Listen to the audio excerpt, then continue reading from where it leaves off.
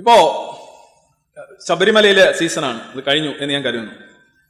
ഈ ശബരിമലയിലൊക്കെ പോകുന്ന ആളുകൾ ഈ കറുപ്പൊക്കെ ഉടുത്ത് ഏതാണ്ടൊക്കെ നടത്തി അവരെന്തോ വലിയ എന്താ പറയുന്നത്, ഈ ഇൻഡസ്ട്രിയൽ സിനിമയില് ഭൂമിയിലെ ജീവനെല്ലാം അവസാനിക്കാൻ പോകുന്നു, ഭൂമിയിലെ മനുഷ്യർക്ക് വേണ്ടി മറ്റൊരു ഗ്രഹം കണ്ടെത്താനായിട്ട് പോകുന്ന ഒരു യാത്രയുണ്ട്, മനുഷ്യരാശിയെ രക്ഷിക്കാനുള്ളൊരു യാത്ര.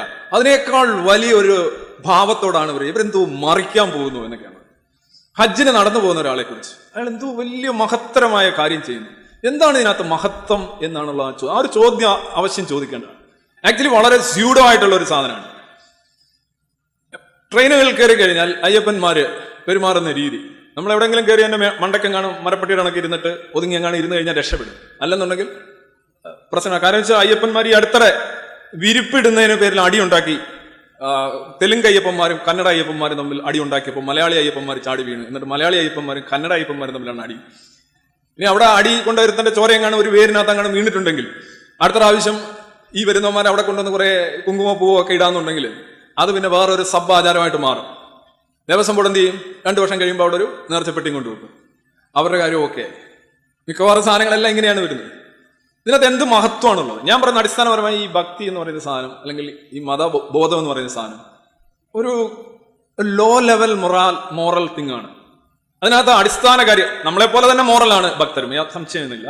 അവർക്ക് കരുണയുണ്ട്, ദയയുണ്ട്, കുറച്ചൊക്കെ സത്യസന്ധതയുണ്ട്, എല്ലാവർക്കും ഉള്ളതെല്ലാം അവർക്കുണ്ട്, ഞാൻ അതിനകത്ത് നിഷേധിക്കില്ല. പക്ഷെ അവർ മതത്തിൽ നിന്ന് അല്ലെ വിശ്വാസത്തിൽ നിന്ന് കൂടുതൽ പഠിക്കുന്ന 3 കാര്യങ്ങളാണ് ഈ BBB എന്നുവെച്ചാൽ ബെഗ് ചെയ്യുക, ബ്രൈവ് ചെയ്യുക, ബ്രാഗ് ചെയ്യുക. ബെഗ് ചെയ്യുക എന്ന് പറഞ്ഞാൽ യാചിക്കുക, ദിവസവും തരണേ തരണേ തരണേ തരണേ.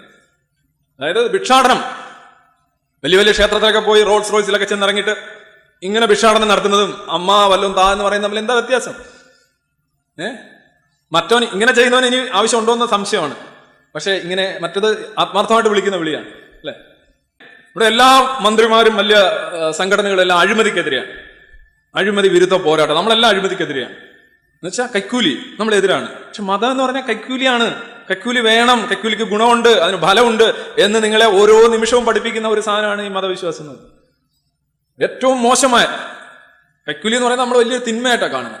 പക്ഷെ ഒരു മതവിശ്വാസിക്ക് എങ്ങനെ കൈക്കൂലിക്കെതിരെ മുദ്രാവാക്യം വിളിക്കാൻ കഴിയും എന്ന് ഞാൻ കാസർഗോഡ് വന്ന് നിങ്ങളോട് വളരെ വിനയപൂർവ്വം ചോദിക്കുകയാണ്.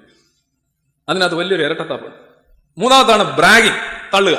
നമ്മൾ തള്ളുന്നവരെല്ലാം ഭയങ്കര ഇതായിട്ടാണ്. പക്ഷെ ഒരു മതവിശ്വാസി എപ്പോഴും തള്ളിക്കൊണ്ടേയിരിക്കും. അവന്റെ ദൈവം അത് ചെയ്തു, ഇത് ചെയ്തു, കണ്ണിവിടെ കൊണ്ടുവച്ചു, മൂക്ക് ഇവിടെ കൊണ്ടുവച്ചു, അതിങ്ങനെ ഭൂമിയെ എത്ര തണുപ്പുമല്ല ഇത്ര ചൂടുമല്ലാത്തടത്ത് പിടിച്ചുകൊണ്ടുവച്ചു, സൂര്യനെ ഇത്ര വലുതാക്കി വെച്ചു, അത് ചെയ്തു വെച്ചു. മൊത്തം ഒരു തെളിവുമില്ല, മൊത്തം നിങ്ങളെ നിരീശ്വരവാദി ആക്കിയത് പോലും ദൈവമാണ് എന്നൊക്കെ പറഞ്ഞു കളയും. So full of Bragg. ഈ ബ്രാഗ് ചെയ്യാന്ന് പറഞ്ഞാൽ യാഥാർത്ഥ്യ ബോധമില്ലാതെ പൊങ്ങച്ചം പറയുക എന്നുള്ളതാണ് അതിന്റെ അർത്ഥം. ഈ 3 സവിശേഷ ക്വാളിറ്റിയാണ് ഏറ്റവും വിശുദ്ധനായിട്ടുള്ള വിശ്വാസി ഉണ്ടാക്കുന്നത്.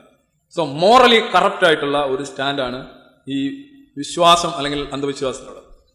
എന്നിട്ട് ഇവരാണ് പറയുന്നത് മൊറാലിറ്റിയാണ് പഠിപ്പിച്ചത്. മൊറാലിറ്റി എല്ലാവർക്കും ഉണ്ട്, വിശ്വാസിക്കുണ്ട്, അവിശ്വാസിക്കുണ്ട്. അത് സാധാരണ മനുഷ്യർക്കുള്ള സാധനം അവർക്കുണ്ട്. പക്ഷെ എക്സ്ട്രാ ആയിട്ട് പഠിപ്പിക്കുന്ന ഈ 3 കാര്യം ഈ BBB ആണ്. മാത്രമല്ല ഇവര് ഈ വിശ്വാസത്തിന്റെ കാര്യത്തിൽ they are blind to their belief, but they are not blind to others' belief.